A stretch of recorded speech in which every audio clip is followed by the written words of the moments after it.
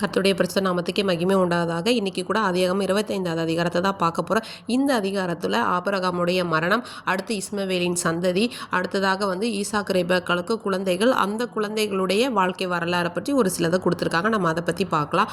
இப்போ ஆபிரகாமுக்கு என்னன்னு சொல்லி பார்த்தோன்னா, அவங்க ஒரு பூரண வயசாகிடுச்சு. அவங்க என்ன பண்ணுறாங்க, மரித்து போகிறாங்க. அவங்க மரித்தது என்ன பண்ணுறாங்கன்னா, ஈசாக்கும் இஸ்மவேலும் சேர்ந்து அவரை அவரோட மனைவி சாராள் இருக்காங்கல்ல, அந்த எங்கே அடக்கம் பண்ணாங்க, அவங்கள மக்பேல் அப்படிங்கிற குகை இல்லையா, அந்த எப்ரோன் கிட்ட இருந்து வாங்கின அந்த நிலத்திலே ஆபிரகாமை என்ன பண்ணாங்கன்னா அடக்கம் பண்ணாங்க. அடுத்து இஸ்மவேலுக்கு ஒரு 12 சந்ததிகள் அவர் மூலமாக பிறக்க அவங்க ஆண்டுட்டு இருந்தாங்க அப்படிங்கிற அதோடைய வரலாறையும் கொடுத்துருக்காங்க. அடுத்தது இப்போ ஈசாக்கு ரெபெக்காளுக்கு என்ன திருமணம் ஆச்சு, ஆனால் குழந்தை இல்லை. அப்போ ஈசாக்கு என்ன பண்ணுறாங்க, ஈசப்பா நோக்கி வேண்டுதல் பண்ணுறாங்க. ஈசப்பா அவனோட வேண்டுதலை கேட்டு ரெபெக்காளை என்ன பண்ணுறாங்க, ஆசீர்வதிக்கிறாங்க. அவங்களுக்கு கர்ப்பம் தரிக்கும் போது என்னென்னா 2 பிள்ளைகள் அவங்க கர்ப்பத்தில் இருக்குது அப்படின்னு சொன்னாங்க. இவங்க இது எப்படி இருக்குமோ, மோதிட்டு இருக்குது குழந்தை அப்படியெல்லாம் அவங்க கேள்விப்பட்டு என்ன பண்ணுறாங்க, ஈசப்பாட்ட கேட்குறாங்க, இது எப்படி ஆகும் ஈசப்பா. அப்போ ஈசப்பா பேசுகிறாங்க, உன்னோட வயிற்றுலேருந்து 2 ஜாதிகள் பிரிவாங்க.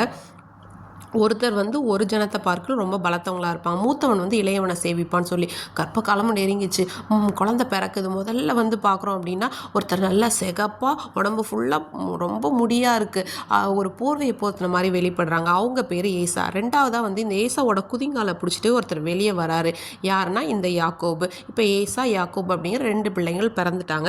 அடுத்தது என்னன்னு பார்த்தோன்னா, இந்த பிள்ளைங்க வளர்ந்துறாங்க. இந்த ஏசா அப்படிங்கிறவர் தான் முதல் பிள்ளை இருக்கார்ல, அவர் நல்லா வேட்டையாடுவார், காடுகளில் சுற்றி தெரிந்து நல்லா வேட்டையாடுறவர். ஆனால் அந்த யாக்கோபை பார்த்தோன்னா நல்ல குணசாலி, ரொம்ப ஒரு வீட்லேயே இருக்க, ஒரு கூடாரவாசி வீட்டுக்குள்ளேயே இருப்பாங்க. இப்போ 2 பிள்ளைங்கள் தான், ஒன்று ரொம்ப சொல்லு பேச்சே கேட்காம வெளியே சுற்றிட்டே நடக்கும், ஆனால் இன்னொரு பிள்ளை வீட்டுக்குள்ளேயே இருக்குல்ல அந்த மாதிரி. அப்போது ஒரு நாள் இவர் இந்த மாதிரி நல்லா வேட்டையாடி சூப்பராக சமைப்பார் ஏசா. அதனால் என்னென்னா ஈசாக்கு ஏசா மேலே ரொம்ப பிரியும். ஆனால் இந்த ரெபெக்காளுக்கு என்னென்னா யாக்கோபை தான் ரொம்ப பிடிக்கும். பொதுவாகவே அப்பா அம்மாவுக்கு ஒரு பிள்ளை ரொம்ப ஃபேவரட்டாக இருக்கும்ல, அந்த மாதிரி. அப்படி இல்லைனாலும் இந்த பிள்ளைங்களே சொல்லுவாங்க, உங்களுக்கு அவனை தான் பிடிக்கும், உங்களுக்கு இவனை தான் பிடிக்கணும், அந்த மாதிரி.